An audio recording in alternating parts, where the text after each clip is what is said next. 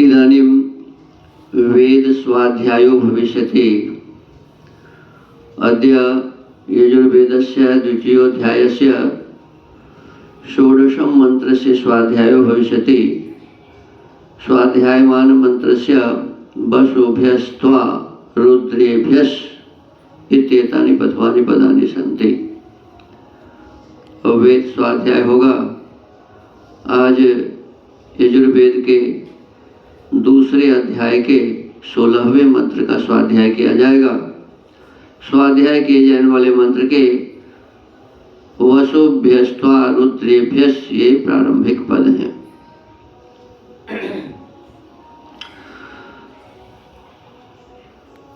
ओम वसुभ्यस्त्वा रुद्रेभ्यस्त्वा दित्येभ्यस्त्वा संजानाथां द्यावा पृथिवी मित्रा वरुणौ त्वा वृष्ट्यावताम् व्यन्तु व्ययोक्तं रिहाणा मरुतां पृषतिर्गच्छ वशा पृश्निर्भूत्वा दिवं गच्छ ततो नो वृष्टिमावह चक्षुष्पा अग्नेसि चक्षुर्मे पाहि।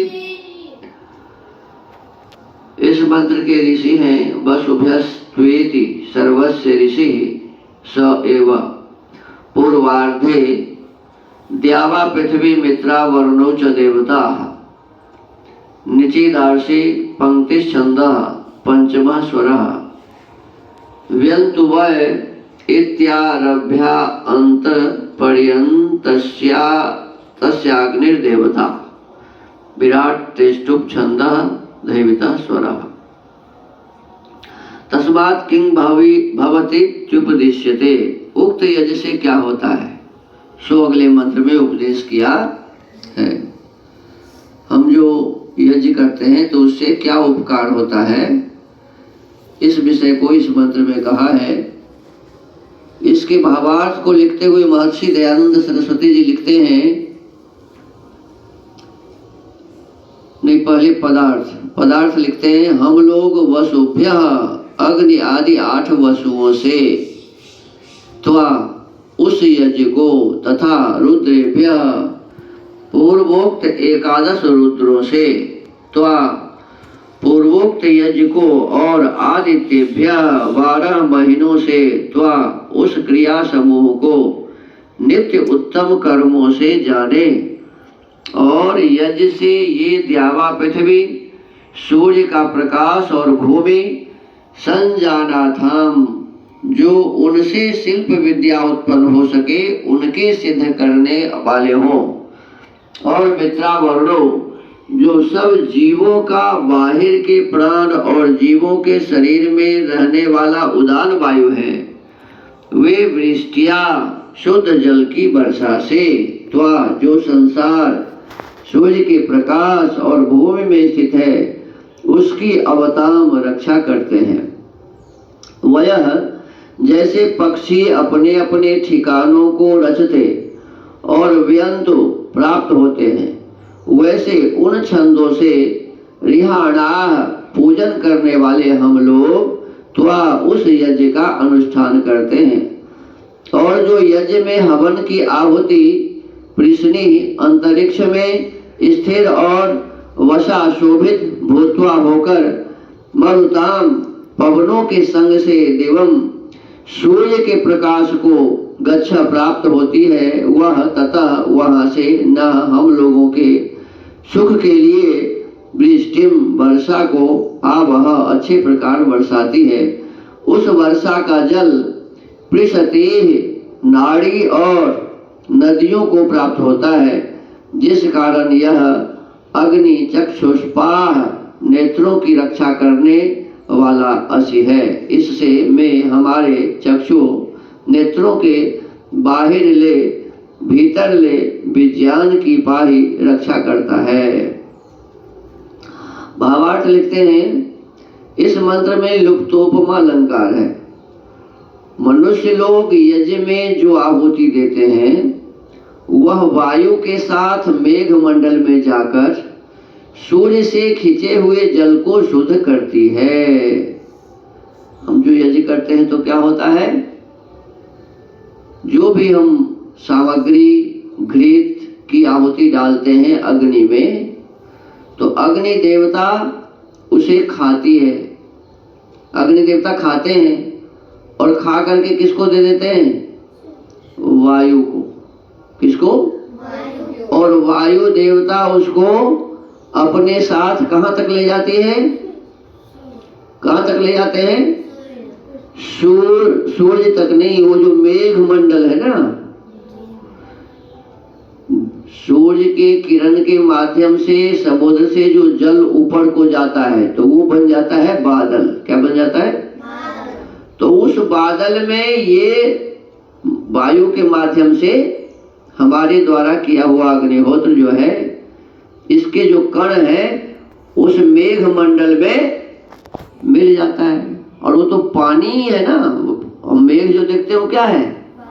नीचे से सूर्य के माध्यम से जो पानी खींचा गया है वही पानी ऊपर है, वही अब धीरे धीरे क्या होगा?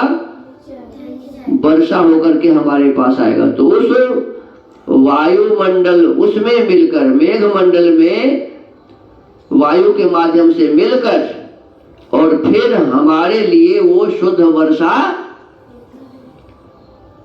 करेगी।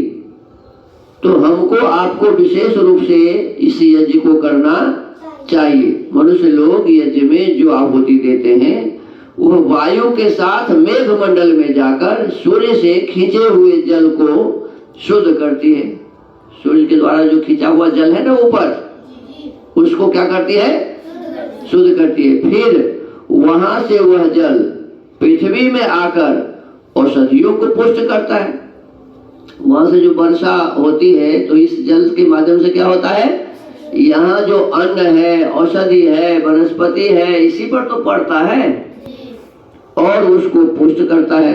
वह उक्त आहुति वेद मंत्रों से ही करनी चाहिए, क्योंकि उसके फल को जानने में नित्य श्रद्धा उत्पन्न होवे। वेद मंत्र के माध्यम से आहुति क्यों डालनी चाहिए? तो वेद मंत्र में लिखा हुआ है कि हम ये आहुति क्यों डाल रहे हैं, इससे क्या लाभ होने वाला है।